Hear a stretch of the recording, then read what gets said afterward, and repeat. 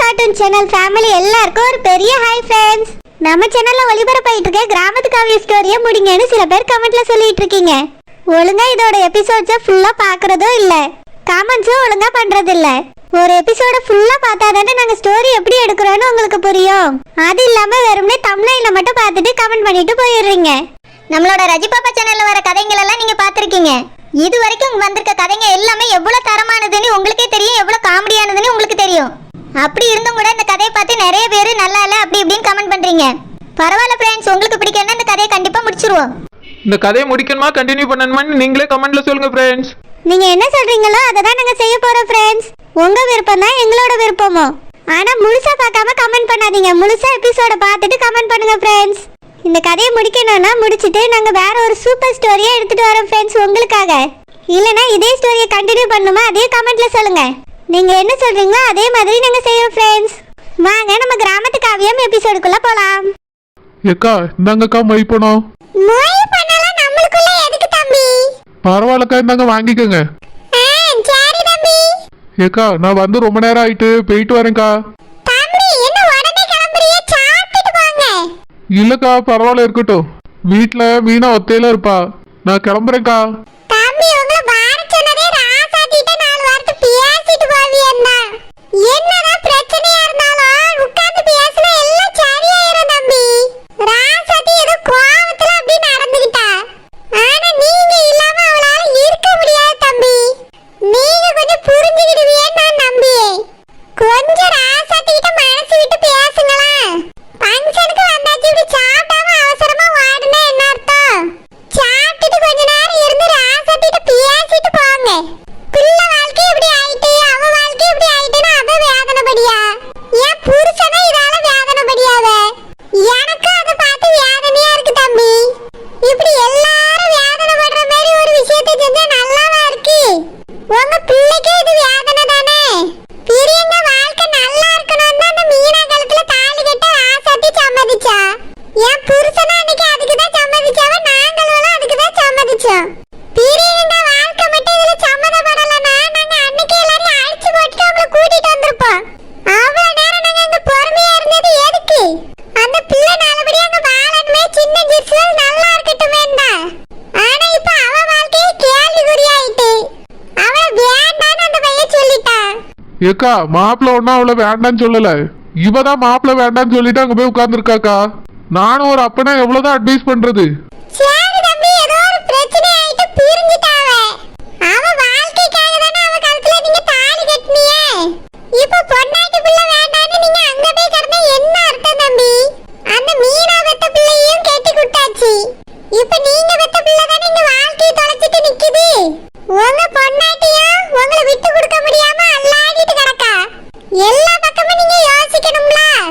ஒரு பக்கமே யோசிச்சுட்டு சிந்திச்சுட்டு அங்க போய் இருந்தா என்ன அர்த்தம் தம்பி? பிரியங்க உங்க பிள்ளை. ஒரு வாழ்க்கை பிடிக்கலன்னு சொல்லி வீட்ல வந்து உட்கார்ந்திருக்க பிள்ளைய அங்க போய் வாழுன்னு நம்மளால அடிச்சு துரத்த முடியாது. அப்படி இருக்க பிள்ளைய வேற ஒரு நல்ல இடமா பார்த்து நீங்க கெட்டி கொடுக்கணும்ல. அதுக்கு இல்லாம நீங்க மீனா மீனான்னு அவ பின்னாடி போனா என்ன அர்த்தம்? அவளுக்கு ஒரு பிள்ளை இருந்து அதை கெட்டி கொடுக்கணும்னு போனாலும் பரவாயில்ல. அதை கெட்டி கொடுத்து அவன் நல்லபடியா வாழ்ந்துட்டு இருக்கான்ல. மறுபடியும் நீங்க அங்க போய் இருந்தா என்ன அர்த்தம் தம்பி? அந்த மீனாவ அண்ணங்கார வீட்ல இருக்க மாட்டாளா? அவளுக்காக நீங்க அங்க போய் கிடந்தா பார்க்கவே என்ன நினைப்பாவ? ராசாத்தி பிரியங்காம உங்க பிள்ளை உங்க பொண்டாட்டி தானே. இவையில இப்படி நடுத்தருவுல விட்டுட்டு நீங்க அந்த வீட்ல போய் கிடந்தா என்ன நியாயம் தம்பி? ஏக்கா நான் ஒன்னும் அவியல நடுத்தெருவுல விடல, என் வீட்டுலதான் 2 பேரும் இருக்காவ. அவியல வெளியே போக சொல்ல எனக்கு 1 நிமிஷம் ஆகாது. ஆனா நான் ஏன் பார்த்துட்டு சும்மா இருக்கேன்னு சொல்லுங்க? என் பொண்டாட்டி என் பிள்ளைங்கிறதுனாலதான் நான் பார்த்துட்டு அமைதியா இருக்கேன். ஆனா அந்த ராசாத்தி பால்கனில நின்னு என்னை ஏசியாக்கா. தம்பி வயித்தெரிச்சல் வரும்போது வார்த்தைகள் வரதான் செய்யும் தம்பி. அதெல்லாம் நீங்க பெருசு பண்ண கூடாது. 1000 தப்பு செஞ்சாலும் அவதான் உங்க பொண்டாட்டி, பிரியங்காதான் உங்க பிள்ளை. உங்களுக்கு ஏதாவது ஒரு கஷ்டம்னா அவங்க 2 பேரும் பார்த்து சும்மா இருப்பாங்களா சொல்லுங்க? ஏக்கா என்னை ஜெயில கொண்டு போய் போட்டதே அவங்க 2 பேரும் தான்க்கா. பிரியங்கா அப்பான்னு நினைக்கல, என் பொண்டாட்டி புருஷன்னு நினைக்கல. நான் மட்டும் எதுக்குக்கா பொண்டாட்டி பிள்ளைன்னு நினைக்கணும்? நான் என் வாழ்க்கையில நிம்மதியா இருக்கணும்னு நினைக்கேன். இந்த ராசாத்தி கூட இருந்தா எனக்கு அது கிடைக்காது. சரி தம்பி, ராசாத்தி விடுங்க. பிரியங்கா நீங்க பெத்த பிள்ளை. அவ வாழ்க்கை நல்லா இருக்கணும்னு நினைக்கிறீங்களா இல்லையா? நான் என்னைக்குக்கா நினைக்காம இருந்தேன் பிள்ளை வாழ்க்கை நல்லா இருக்கணும்னு தான் நினைக்கேன். அதுக்காக தான் மாப்பிள்ளைட்ட போய் நான் அவளுக்காக மன்னிப்பு கேட்கறேன்னு சொல்லி அவளை போய் கூட்டிட்டு வாங்கன்னு சொன்னேன். அவன் மாப்பிள்ளை கூட போய் வாழ்ந்தாளாக்கா போக மாட்டேன்னு திமிர எடுத்து இருக்கா. இனி அப்பன்னு நினைக்காம போலீஸ் ஸ்டேஷன்ல கொண்டு போய் உட்கார வச்சா. இப்படிப்பட்ட பிள்ளைக்காக நான் எப்படிக்கா அக்கறைப்படுவேன்? தம்பி நீங்க அவிய கூட இருந்தா இந்த மாதிரில செய்வாப்ல. அவியல விட்டுட்டு அந்த பொம்பளை கூட போய் இருந்த உடனே தான் அவிய கோவப்படியாவே. அதனால தான் இந்த மாதிரில நடந்துட்டு. என்ன இருந்தாலும் 25 வருஷம் ஒண்ணா வாழ்ந்த பொண்டாட்டி பிள்ளைய விட்டுட்டு நீங்க தனியா போனது தப்புதான். நீங்க என்னதான் நியாயம் சொன்னாலும் ஏத்துக்கிட முடியாது தம்பி. ஏக்கா அவ செய்யறதெல்லாம் சரி, அப்ப நான் செய்யறது மட்டும்தான் தப்பா? அவ செய்யறது தப்பு இருக்கதான் செய்யுதுன்னா நிறைய தடவை அவட்ட சொல்லியாச்சு. அதுக்கு நாங்க கண்டிச்சு அவளை வச்சாச்சு. நீங்க அவ கூட இருந்தா அந்த மாதிரி தப்புகள்லாம் இது செய்ய மாட்டா தம்பி. நீங்க அவ கூட இருந்து அவளை திருத்துங்க. இனி மீனான்னு ஒரு பக்கமா சாயாம ராசாத்தி கூட வாழுங்க தம்பி. பீரியங்காவை சீக்கிரம் கட்டி கொடுக்க ஒரு மாப்பிள்ளைய பாருங்க. நீங்க எப்படி ரெண்டாவது பொண்டாட்டி கூட போய் இருக்கேன்னு தெரிஞ்சா யாராவது இந்த பிள்ளை கட்ட முன் வருவாங்களா? எல்லாத்தையும் யோசிக்க தம்பி. பெத்த பிள்ளைக்காக கொஞ்சம் யோசிங்க. ராசாத்தி செஞ்ச தப்பையே பிடிச்சு தொங்காதங்க. நடந்ததெல்லாம் மறந்துட்டு இனி நடக்க வேண்டியது நல்லபடியா அமையட்டோன்னு யோசிச்சு செய்யுங்க.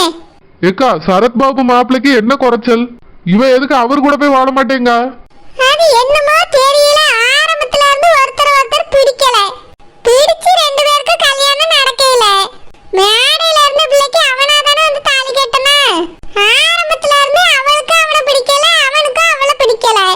இப்படி இருக்கும்போது 2 பேரால எப்படி ஒத்துமையா ஒண்ணா வாழ முடியும்? இதுல வேற நீங்க அவர அத்தைகாரி வீட்ல போய் இருக்கீங்க. அதுவும் பெரியங்காக்கு பிடிக்கல. நம்ம அம்மா ஒத்தையில இருக்காவளே, அப்பா இப்படி வந்து இருக்காவளேன்னு நினைக்கா. அதனாலதான் அவர் கூட வாழ முடியாம பிரிஞ்சு வந்துட்டா. நடந்தது நடந்து போச்சு, விடுங்க. இதுக்கு மேல அங்க சேராது. வேற இடம் பார்த்து அந்த பிள்ளைய நல்லபடியா கெட்டி கொடுத்துட்டு நீங்க எங்க வேணாலும் போங்க. ராசாத்தி என்ன மைனி புருஷன் வந்திருக்காரு, கொஞ்சம் மன விட்டு அவர்கிட்ட பேசு. மைனி எனக்கு ஒரு முக்கியமான வேலை இருக்கு, நான் பிறகு பேசி. ராசாத்தி உன் புருஷன்ட்ட பேசுறதை விட உனக்கு அப்படி என்ன முக்கியமான வேலை வந்துட்டு? ஒழுங்கா நின்னு பேசு. தம்பிட்ட எடுத்து சொல்லிருக்கேன், நீ அவர்கிட்ட கோவப்படாம மன விட்டு பேசு. செல்லம்மா வா நம்ம போவோம். இல்ல மைனி ராசாத்தி அக்கா கிட்ட கொஞ்சம் பேசணும். நீ பிறகு பேசு செல்லம்மா, நீ புருஷன் முன்னாடி கொஞ்ச நேரம் பேசிடட்டும். நீ வா நம்ம அந்த பக்கம் போவோம். தம்பி ராசாத்திட்ட பேசுங்க தம்பி. சரிக்கா. ராசாத்தி தம்பி கிட்ட பேசு. கோவப்படாம அமைதியா பேசு. செல்லம்மா வா. சரி மைனி. ராசாத்தி அக்கா உடனே பேசிட்டு வாங்கக்கா. அப்பதான் அங்க போய் பிரச்சனை பண்ண முடியும். சாப்பிட்ட உடனே எல்லாரும் கிளம்பிடுவாங்க, அப்புறம் ஒண்ணுமே பேச முடியாதுக்கா.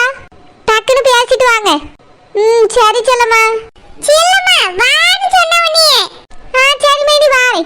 என்னவோ இவ புதுசா கல்யாணம் ஆன ஜோடி மாதிரி தனியா பேசுங்கன்னு சொல்லிட்டு போகுது மைனி. என்ன பேசினாலும் சண்டை தான் வரும். என்ன பேசணும்? என்ன இன்னைக்கு உங்க செட்டப் உங்க கூட வரலையோ? அதனால என் கூட பேசணும்னு காத்துட்டீங்களோ?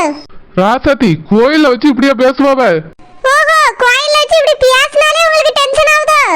என் கண்ணு முன்னாடியே ஒருத்தி கூட வாழ்ந்துட்டு இருக்கீல, அப்ப எனக்கு எவ்வளவு டென்ஷன் ஆகும்? நீ எல்லாம் எந்த காலத்துல திருந்த மாட்டா ராசாத்தி. நான் திருந்துறதுக்கு என்ன இருக்கு இப்போ? நீங்க தான் திருந்தணும். நீங்க தான் திருந்தாம எவ கூடயே வாழ்ந்துட்டு இருக்கீங்க. அதுவும் பொண்டாட்டி பிள்ளையெல்லாம் மறந்துட்டு மனுஷனா நீங்களா? பிள்ளை கட்டி கொடுத்து இப்ப வீட்ல வந்து உட்கார்ந்துருக்கு, இப்ப போய் 2வது பொண்டாட்டி கேக்குது உங்களுக்கு. வெக்கமா இல்ல? சே உன்கிட்ட நான் நல்ல விதமா பேச வந்தேன் பாரு. என் புத்தியதான் செருப்பால அடிக்கணும். உங்க புத்திக்கெல்லாம் 4 பேர் சேர்ந்துதான் செருப்பால அடிக்கணும். நீங்களே அடிச்சுக்கிட்டா உங்களுக்கு எதுக்கு அடிச்சோனே தெரியாது. ரோசாத்தி என்ன? சே அக்கா சொன்னாவளேன்னு உன்கிட்ட பேசின பத்தியா?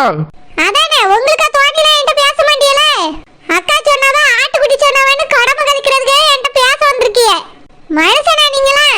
பொண்டாட்டி பிள்ளை இருக்கும்போது இன்னொருத்தி கூட போய் வாழ்ந்துட்டு இருக்கீங்க. இதெல்லாம் கேவலமா இல்ல? அத சொன்னா உங்களுக்கு கோவம் வர பொத்துக்கிட்டு வருது. உன் கூட பேசுறதே வேஸ்ட். எதுக்கு இப்ப கோவப்படுறீங்க? நான் என்ன இல்லாதது போலாததையா சொன்னேன்? உங்க உண்மையான பொண்டாட்டி நான் தானே. என்னைய விட்டுட்டு அவ கூட போய் வாழ்ந்துட்டு இருக்கீங்க. இது கேவலம் தானே? இங்க பாரு ராசாத்தி, உன்னை சட்டப்படி டைவர்ஸ் பண்ணி அவளை முறைப்படி நான் கல்யாணம் பண்றேன். அதுக்கு பிறகு இந்த மாதிரி வந்து பேசி பாரு, அப்புறம் நான் யாருன்னு உனக்கு தெரியும். டைவர்ஸ் தானே குடுத்துருவேன் நினைச்சீங்களோ? உங்களை ஒரு வழி ஆக்காம விட மாட்டேன். சரி நான் போறேன். போங்க போங்க, அவ வீட்டுக்கு தானே போறியே. வீட்டுல போய் பாருங்க, அவ இருக்கவே மாட்டா. கை காலெல்லாம் முறிஞ்சி ஹாஸ்பிடல்ல போய் கிடப்ப. இனி நீங்க இருக்க தசை பக்கம் கூட அவ திரும்பி பார்க்க மாட்டா. ஊரெல்லாம் சுத்தி சுத்தி அவளை தேடிட்டு கடைசியில நீங்க ஏன் கால் மாட்டுக்கு தான் வரணும். வாங்க, அப்ப உங்களை நான் பாத்துக்கிறேன். மைனி, பிள்ளைய குளிக்க வச்சுட்டாவளா? குளிக்க வச்சுட்டாவ நீலாம்பரி. தலையில சந்தனம் தடவிட்டு இருந்தா. அப்புறம் அந்த பையன் ஒரு புது துணி எடுத்துட்டு வந்தானா, அதை தான் போட போறேன்னு சொல்லிட்டு இருந்தா. அப்படியா, புது துணி எடுத்துட்டு வந்தானோ? ஆமா நீலாம்பரி, என் மக என்னைய தான் எடுத்துட்டு வர சொன்னா. நானும் எடுத்துட்டு வந்திருக்கேன், வாங்க கூட தானே வந்து எடுத்தேன். அதுதான் பிள்ளைய குளிக்க வச்ச உடனே போடலான்னு நினைச்சிட்டு இருந்தோம். இப்ப தாய் மாமேன்னு அந்த பையன் வந்து ஒரு புது துணி எடுத்துட்டு வந்துட்டான் பத்தியா. அதனால எம்மா நான் இதே போடியேன்னு சொன்னா. சரிம்மா, அந்த துணியை போடுன்னு நானும் சொல்லிட்டு வந்துட்டேன். சரி மைனி, நல்ல விஷயம்டா. ஒரு நாளே அந்த பையனோட அப்பா அம்மாவை கூட்டிட்டு வீட்டுக்கு வர சொல்லி. உங்களுக்கு அவியெல்லாம் தெரியும் மைனி, கல்யாணத்தோடலாம் வந்திருக்காவ. வந்திருப்பாவ நீலாம்பரி, நானும் பார்த்து பேசியிருப்பேன். ஆனா ரொம்ப வருஷம் ஆச்சு பத்தியா, எனக்கு டக்குன்னு ஞாபகம் வரல. சரி மைனி, ஒரு நாள் வீட்டுக்கு வர சொல்லி. அவியல்வளோ நம்மள மாதிரிதான் நல்லா சாதாரணமா பேசி பழகுவாவ. தெரியுது நீலாம்பரி, அந்த பையனை பார்த்த உடனே தெரியுது. வந்த உடனே எல்லாரையும் மற சொல்லி பேசிக்கிட்டு சந்தோஷமா பழகியான். நல்ல பையன் நீலாம்பரி. ஆமா மைனி, நல்ல பையன்டா. சம்மந்தி, அத மொட்டை அடிச்சிட்டாவல்ல, சாப்பாடு வைக்க ஆரம்பிச்சிருவோமா? வைக்க ஆரம்பிச்சிரலாம் சம்மந்தி, நேரம் ஆயிட்டுல. மொட்டை அடிச்சாச்சு, சாப்பாடு வைக்க ஆரம்பிச்சிருங்க. சரி சம்மந்தி, வாங்க. நீங்க போங்க அகிலாண்டக்கா, நாங்க போறோம். என்ன சரோஜம்மா, நல்லா இருக்கீங்களா? நல்லா இருக்கேன். எங்க மைனி வீட்டுக்கு நீங்க பக்கத்துல தான் இருக்கீங்க, உங்களை பார்க்கவே முடிய மாட்டேங்கி. இந்த மாதிரி ஃபங்க்ஷனுக்கு வந்தாதான் உங்களை பார்க்கவே முடியுது. அது நான் வேலைக்கு போறேன்ல செல்லம்மா, அதான் பார்க்க முடியல. ஆமா ஆமா, அதுவும் சரிதான். வேலைக்கு போனாதானே உங்க வீட்டுல அடுப்பே எரியும். எதுக்கு அவியிட்ட இவ இப்படி பேசிட்டு இருக்கா? அவிய மனசு கஷ்டப்படாது? இந்த செல்லமாக்கு அறிவே இல்ல. சரோஜம்மா, பேர மொட்டை அடிக்கிற ஃபங்க்ஷனுக்கு ஏதாவது செய்றீங்களா? இல்ல சும்மா தான் வந்திருக்கீங்க?